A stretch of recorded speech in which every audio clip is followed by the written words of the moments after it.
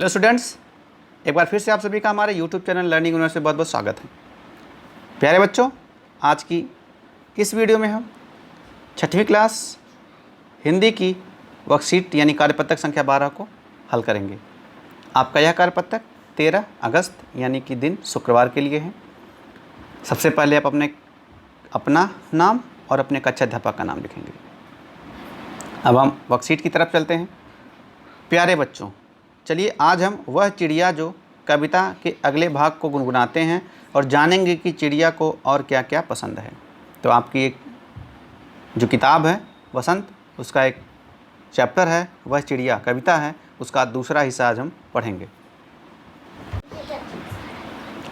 अब देखिए हम पढ़ते हैं कि वह चिड़िया में क्या है। वह चिड़िया जो कंठ खोलकर बूढ़े वन बाबा की खातिर रस उड़ेर कर गा लेती है, वह चिड़िया जो बोली चिड़िया, वह चिड़िया मुँह बोली चिड़िया, नीले पंखों वाली मैं हूँ, मुझे विजन से बहुत प्यार है। अब चिड़िया जो है कह रही है, अब उसका अर्थ हम यहाँ समझ लेते हैं। वह चिड़िया जो कविता के कवि श्री केदारनाथ अग्रवाल जी कहते हैं कि इनका मन उस नीली चिड़िया के समान है जो बहुत छोटी है और जो कच्चे दानों को खाकर संतुष्ट हो जाती है। वह चिड़िया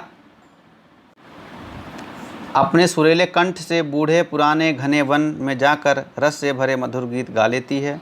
वह छोटी चिड़िया और नीले पंखों वाली चिड़िया एकांत में भी वह उमंग से भरी रहती है, उसे जंगल से बहुत लगाव है। देखिए यहाँ विजन मतलब जो जहाँ पे जन लोग ना रहते हों, तो जंगल में लोग नहीं रहते हैं, इसलिए उसे विजन कहा जाता है।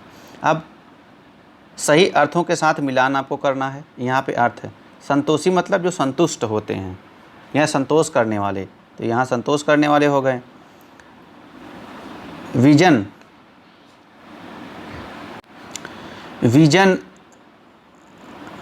बूढ़े वन बाबा, तो बूढ़े वन बाबा मतलब पुराने घने जंगल। विजन से प्यार मतलब एकांत से प्यार है। दूध भरे झुंडी के दाने, तो आप जानते हैं जो ज्वार होता है उसे झुंडी बोलते हैं। जब उसके कच्चे दाने होते हैं तो उसमें दूध एकदम सफ़ेद सफ़ेद होते हैं, तो वो उसके लिए कवि ने कहा है। अब प्रश्न है वन बाबा कौन है? बूढ़ा, उन्हें बूढ़ा क्यों कहा गया? वन बाबा पुराने घने जंगल को कहा गया है।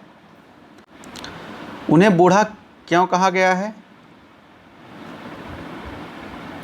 क्योंकि बूढ़ा मतलब वह जंगल बहुत पुराना है, इसलिए पुराना जो होने के कारण उसे बूढ़ा कहा गया है।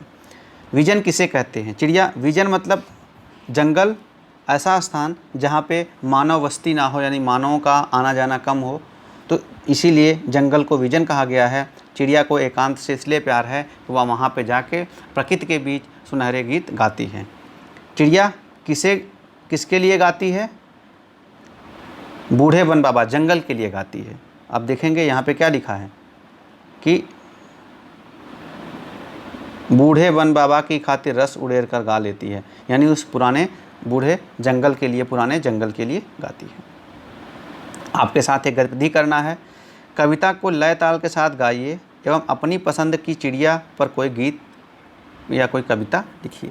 तो छात्रों, आपकी जो भी पसंद की कविता है उस पर आप कोई कविता या चिड़िया है उस पर एक कविता लिख सकते हैं आप।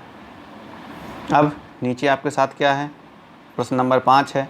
नीचे कुछ पक्षियों के नाम दिए गए हैं, उनमें यदि कोई पक्षी एक से अधिक रंग का है तो लिखो कि उसके किस हिस्से का रंग कैसा है। जैसे तोते की चोंच लाल, शरीर हरा होता है। तो छात्रों, यह आप मैना, कौवा, कबूतर, बत्तख, तोता, गौरैया, मोर,